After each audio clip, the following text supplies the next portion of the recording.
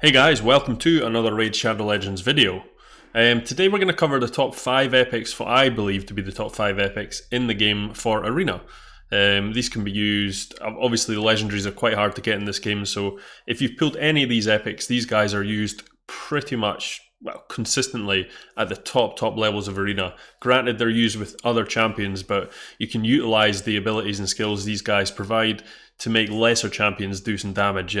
Even stuff like your starter champions, if you use like some of these epic champions alongside your starter champions, you can get into gold 4 no problem using them as your damage dealer. So coming in at number 5 is the infamous Skull Crown. You will see Skull Crown like everywhere in gold 4, and you will still see her quite a lot in platinum. She used to be the queen of Arena, absolute queen.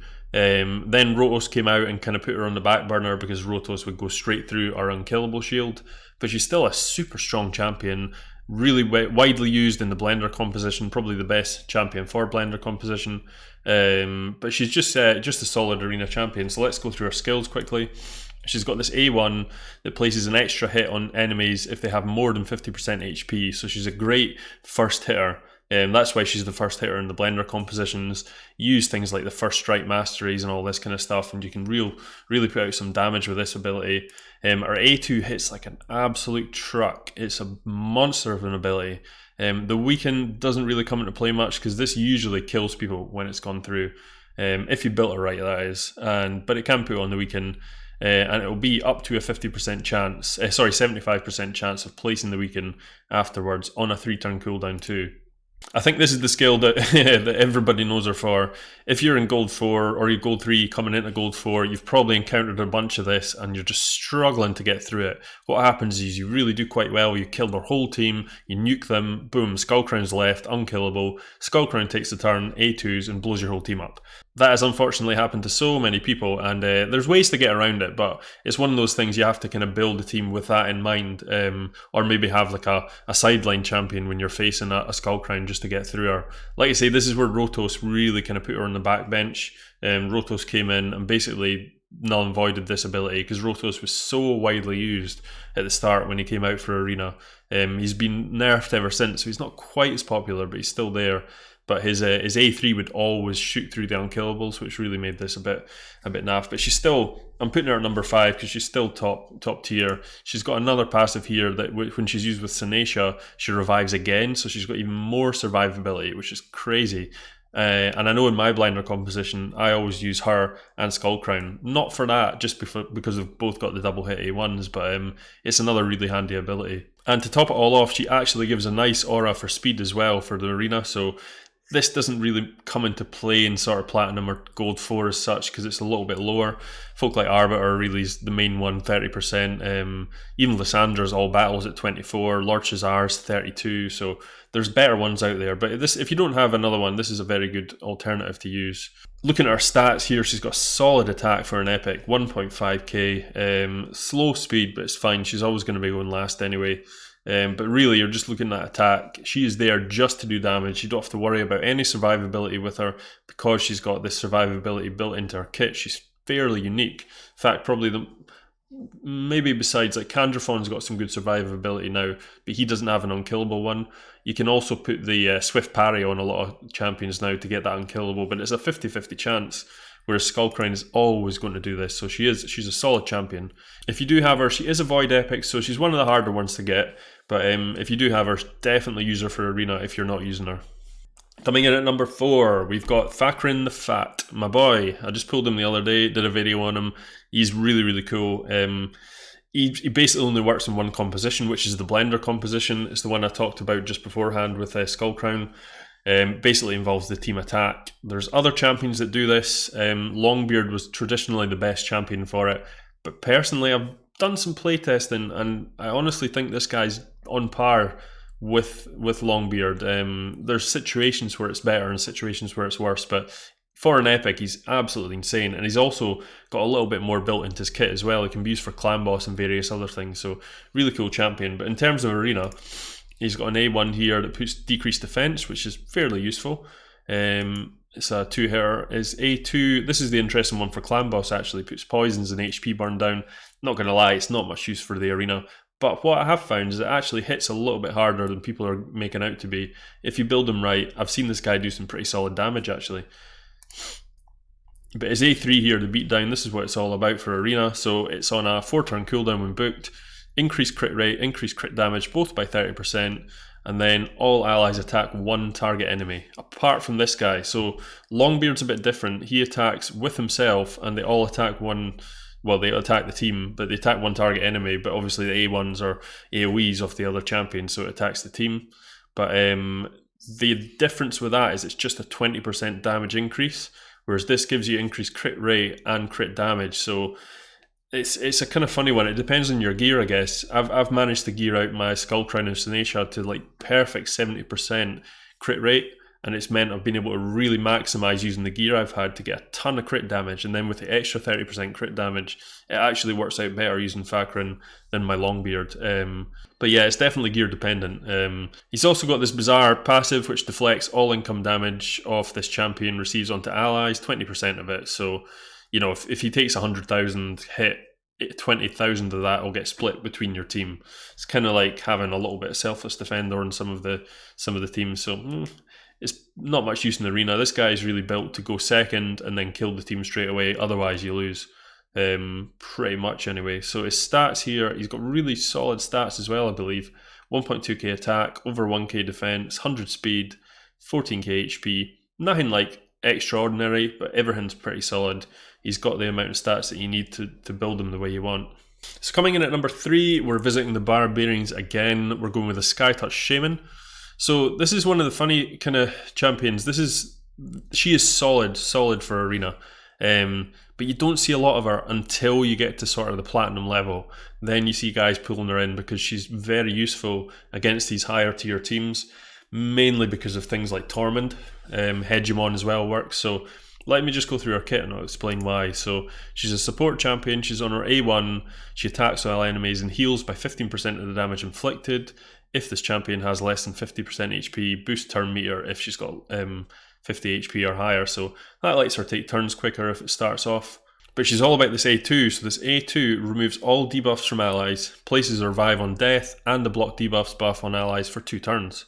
So as you probably all know, Tormund places a bunch of freezes on you if you do something like turn meter boost or put a buff on. So a lot of Arena involves playing Arbiter, boosting, putting a turn meter increase and increase attack on. One of those two things will usually get most of your team frozen with a Tormund if he's built right. So what you do is you get Skytouch Shaman in crazy high resistance, or preferably if you've got it, really high speed immunity gear, and then she just goes second. Make sure you've speed tuned her to make her go second, and then she cleans all the debuffs off your team, puts block debuffs on, and then you're free to go with someone like your attack down, then your nuker, just to finish off the team. So it's a fairly simple setup, but it works, and it works for a lot of teams, especially when some Tormund teams are just built around the fact that they can freeze people, so this is pretty strong. She also does a buttload of healing with this passive. I have to admit, when she got released, I did not see how good this could potentially be. It's got 4 masteries to book up as well, which makes it a bit stronger. But she damages this champion by 10% of their max HP at the start of each turn, and heals all allies except this champion equal to half of the lost HP, places decreased speed, and also has a 50% chance of placing fear as well. The A1 can kind of get around healing herself back up, but this passive does a ton of healing. It's pretty good. But between block debuffs, revive on deaths, cleanse and all this kind of stuff, and having this passive in play, it's really, really strong. It doesn't actually have a cooldown either, so it's just at the start of each turn, every single turn, so it's pretty good. It also has an increased HP in all battles by 25%. You're not going to use that in Arena. Solid stats, 18k HP, 1.2k defense. You don't really need attack, although our damage is based on attack. She's not going to be a damage dealer. 102 speed, could be a little higher for what you need her for, but it's enough to get her into that second place position and get boosted up to where you need her. Number 2, we've got the famous Seeker. This guy is definitely got one of the warrants for claiming best epic in the game. I usually go with someone like Tyrell and things like that just because they're quite well rounded, but Seeker's one of those champs that just seems to find his way into the top level teams of various aspects of the game. like your Bat Eater compositions in Clan Boss. He's in my Clan Boss team, which is a 1 key Ultra Nightmare. And he's used consistently in Platinum Arena, especially on the defense. And I'll go through his skills and explain why just now.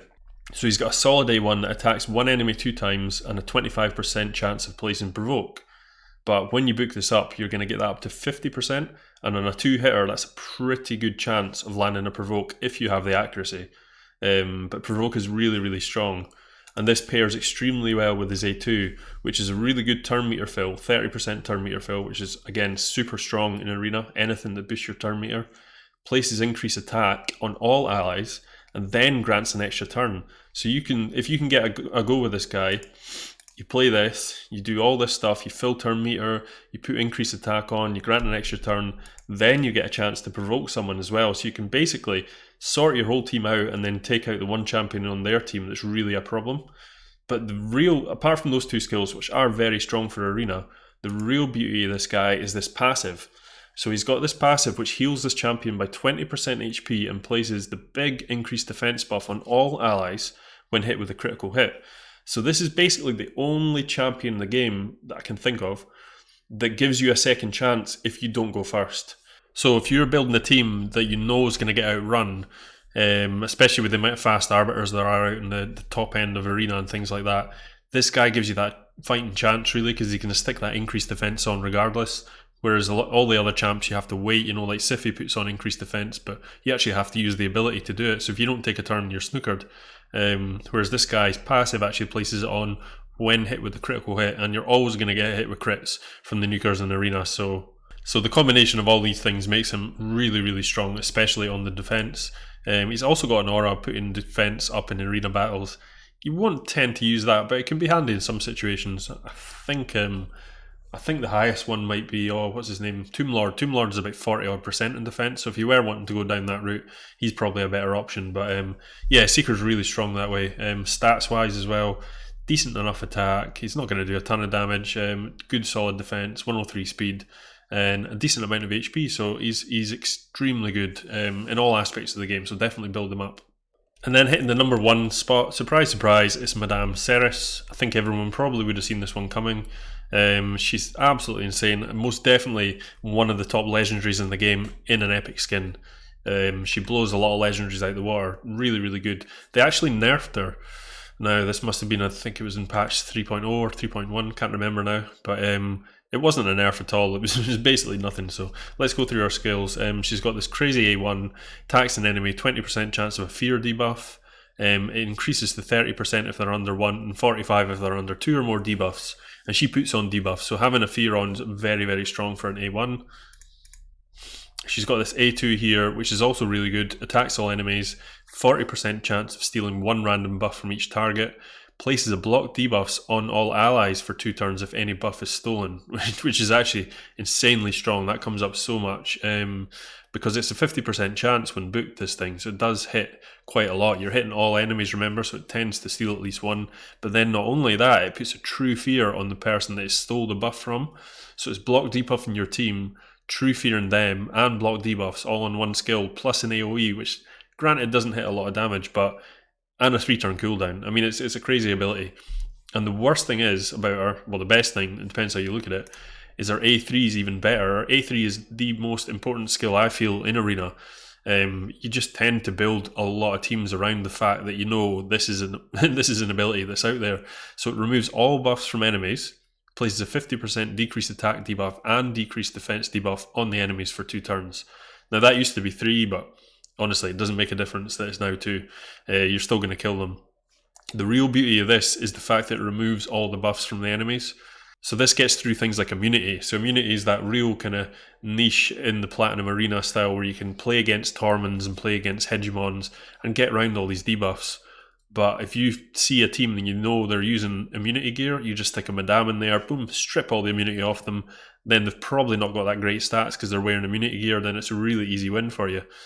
She's so strong, takes off all shields, takes off increased defenses, and not only is she doing that, she removes all the stuff, then makes them strong decreased attack and decreased defense, so they're incredibly weak after that. 4-turn cooldown, absolutely insane. And just to top it off, she's got a passive as well, which is also insane. Places a shield buff on this champion equal to 10% max HP at the start of each turn. Like, I've lost count of the amount of times where she, like, my whole team dies, maybe in like faction wars or something, she's just left in there, and it'll literally, she'll never kill the faction wars stage that she's on because she doesn't hit hard enough, but she'll just constantly tick over because she's gaining 10% every single turn on her shield. And she's got the life drinker passive. So, well, the build that I had for faction wars had the life drinker on it anyway. So yeah, she's basically really, really hard to kill as well. And when she's attacked while under the shield debuff, has another chance of putting fears on the attacker. So a lot of the time when people attack her, they'll just get a fear, then miss their next turn. So yeah, unbelievably strong champion. Solid base defense, 100 speed, really, really good HP for an epic as well, 20k. She's not built to do damage at all, so don't worry about her attack. It's all about this A3 though, although the A2 is really, really clutch in certain moments, especially in PvE content, but for PvP, this Midnight Ritual is nuts. So although she was actually nerfed a little bit in that original patch that I talked about, she's actually had a bit of a buff recently as well, so her AI's been buffed to make sure she uses Midnight Ritual more often on auto, so you can auto teams a lot better now with Madame Ceres, whereas before she liked to favour A2, even though it was much more preferable to use the A3. So she's number one by hands down, a country mile, beats the whole competition. You'll see her in Platinum Arena all the time. You know, if you look through the top 100, she'll be in tons of the teams, both in offense and defense. So super, super strong champion. She's great in other aspects of the game too, so don't feel she's just for this. Definitely build her up if you get her. So that's the video, guys. Hope you enjoyed it. Again, please like and subscribe to the channel. It really helps me out. Starting to build more content recently. I'm going to be posting my Discord probably in the next video, so we'll get that Discord group going, try and build a good community. And yeah, that's it, guys. Have a great day. Peace.